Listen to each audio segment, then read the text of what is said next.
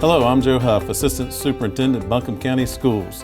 Today we're going to explore some of the important questions and terms we're hearing associated with COVID-19 as our community works together to prevent spread and maintain healthy learning environments. Joining us today is April Bauer, School Health Program Manager at the Mountain Area Health Education Center. Ms. Bauer joins us with 14 years of nursing experience, and she has served the students of Buncombe County Schools and Asheville City Schools as part of the school health program since 2015. Ms. Bauer, thank you for your time and expertise as we learn more about COVID screening, safety, testing, and prevention. Thanks, Joe. Glad to be here. Well, let's jump right into it. Since March, there has been a lot of talk about positive COVID-19 cases. As someone who works with our schools and nurses, can you describe what happens when a case of COVID-19 is reported in a school staff member or student? Thank you. So basically, as soon as a case is reported in either a student or staff member, the school nurse is notified. And in Buncombe County, all of our school nurses have been trained in COVID-19 case investigation. This means that our school nurses serve as case investigators for all of those school-related cases.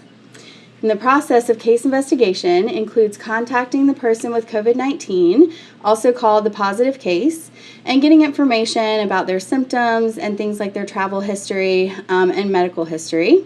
And the nurse also works with that positive case to identify all of their close contacts and then notifies those school-related contacts directly.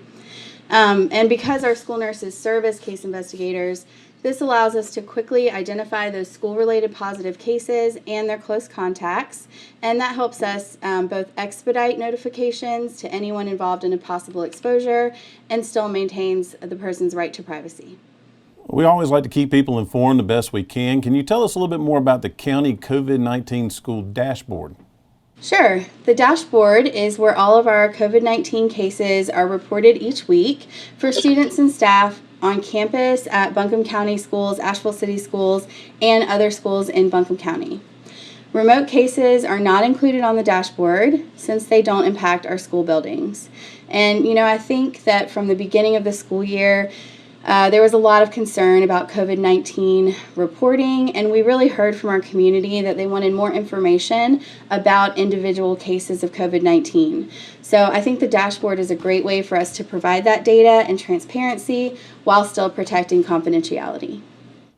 The dashboard covers the individual cases, but it also talks about clusters. Can you tell us a little bit more about what clusters are according to COVID-19? Sure. A cluster is a minimum of 5 cases that are epidemiologically linked or connected in a school building, and these are reported on the state dashboard through the North Carolina Department of Health and Human Services. So when someone tests positive, they have to isolate, and the people in their household have to quarantine. April, can you tell us the difference between isolation and quarantine? Sure. I think those terms do get used interchangeably, but basically isolation is for positive cases and quarantine is for close contacts. So those people with COVID-19 have to isolate until they meet all 3 of the following 3 criteria. 1, it has to have been at least 10 days since symptoms started or since their test if they don't have symptoms. 2, symptoms have improved. And 3, they have been fever-free for 24 hours without using medication. So that's isolation. And then close contacts have to quarantine for up to 14 days. That period can actually be longer if we have a household member with ongoing contact because they can't really start the 14-day countdown until the person with COVID-19 has been released from isolation. Most people are probably aware at this point, but a close contact is someone who's considered to have been exposed to COVID-19. And we define that as someone who has been less than 6 feet away from the person with COVID-19 for a cumulative or total of 15 minutes or more, or they've had direct physical contact with the person. And the time frame for that we're looking at is 48 hours before those symptoms started or before their test, up through the time period where the positive case is able to isolate themselves. Now let me take a little deeper dive with that then. What if someone else is exposed to a close contact? Kind of put it in a kind of scenario here. I'm married, have 2 boys, and if the Department of Health and Human Services were to call my oldest son as a close contact, as his father, do I have to quarantine? That's a great question, and the answer to that is no. When we're talking about close contacts, we're really looking at those people that have had the direct exposure. And an easy way to remember that is a contact of a contact is not a contact. What if a close contact tests negative? Do they still have to quarantine? Yes, they do, but the length of quarantine is going to be dependent on different factors, including those test results and whether they have any symptoms. So a lot of people are probably also aware that the CDC recently updated guidelines around quarantine, and instead of 14 days, there are options now for people to end quarantine a little bit earlier. So at 10 days, if you remain symptom-free, and have that negative test, like you mentioned, then you can actually end quarantine after 7 days. With that being said, it is important to keep in mind that someone can develop COVID-19 up to 14 days after exposure. So anyone who ends quarantine early is asked to continue to monitor for symptoms and, of course, follow those basic safety precautions. Well, that's good. A little bit shorter time there.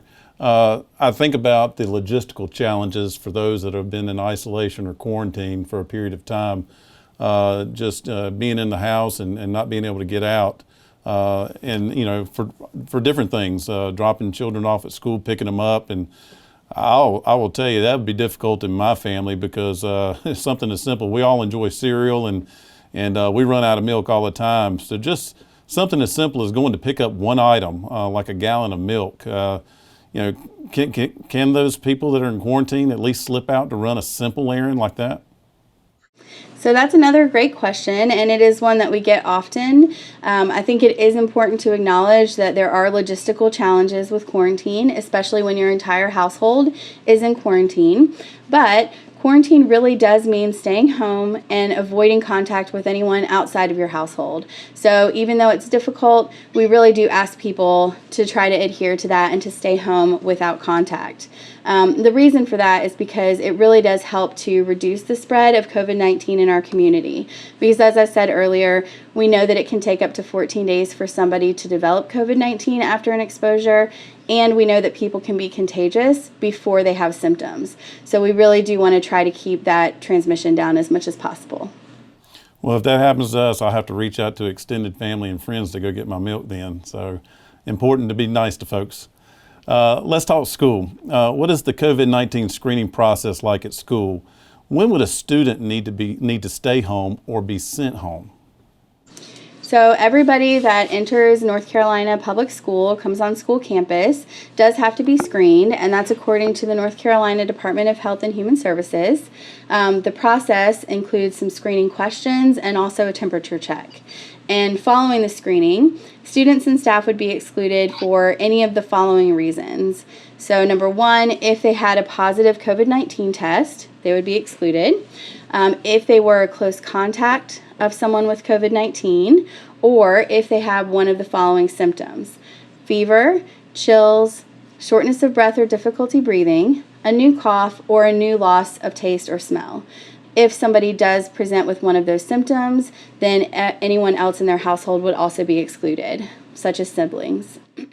So if your student meets any of those criteria, it really is best to keep them home and just reach out to your child's school. Our school nurses are following up with all students who are excluded from school, and they're working with parents, guardians, and families to offer guidance and support and to determine when those students can return. When can someone return after being excluded for symptoms?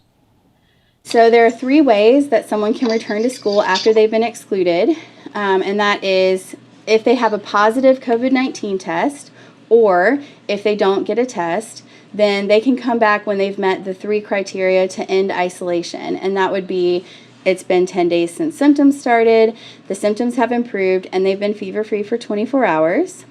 The second way that someone could come back is if they have a negative COVID-19 test. And in that case, they also have to be fever-free for 24 hours before they return.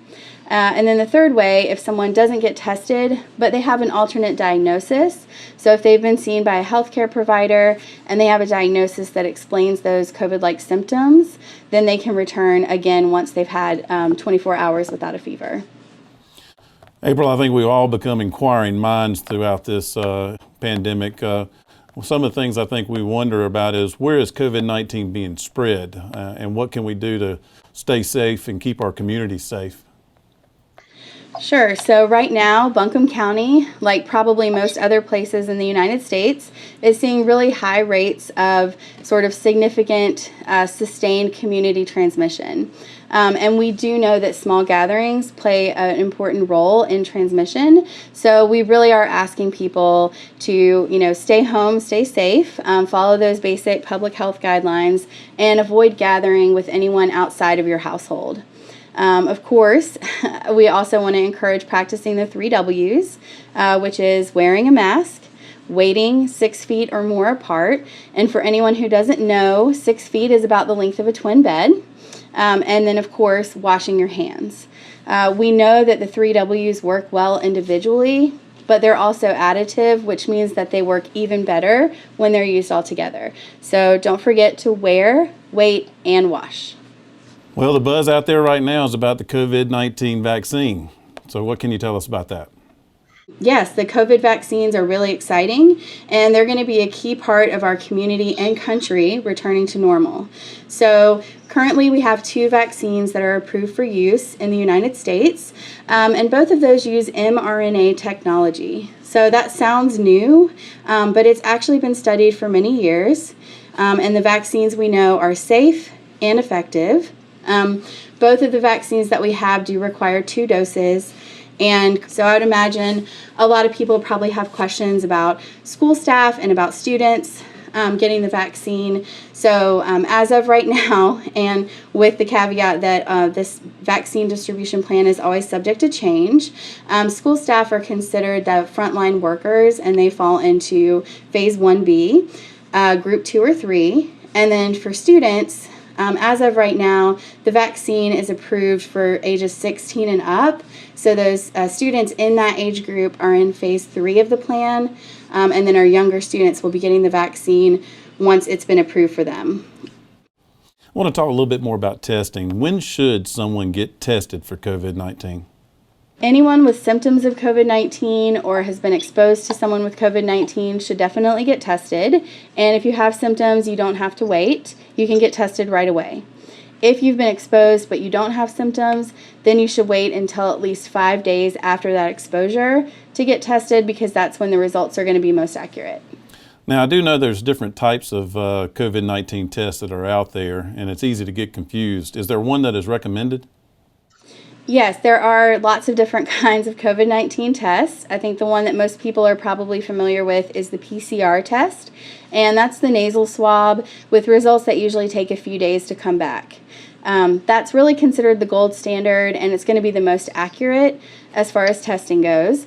We also are seeing a lot of rapid antigen testing. Those tests also include the nasal swab, but results come back in about 15 minutes. And if you have a positive rapid antigen test, that is considered a final result. If you test negative, they do recommend a follow-up PCR just to confirm those results. And Buncombe County is actually participating in a pilot, and we'll be able to offer that rapid antigen test in schools for people with symptoms. So that's exciting, and we'll be sharing more information about that soon. That's good. That's really good news, April. One final question. If someone does need a COVID-19 test, where can they go?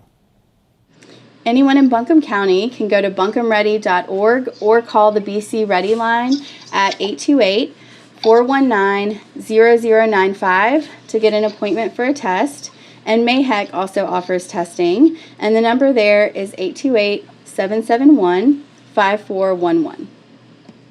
Hey, April, we can't thank you enough for this. This has been a very informative time, and we appreciate all that you and our school nurses are doing to keep our school community safe. And I also want to thank you, those that are joining with us in this discussion. I hope we've been able to answer some of your questions as we return to learning in Buncombe County as well as Asheville City. As always, and we invite you to join us in practicing the 3 W's as April reminded us. Wear a mask, wait at least 6 feet apart, and wash your hands frequently. Thanks again. Thanks, Joe.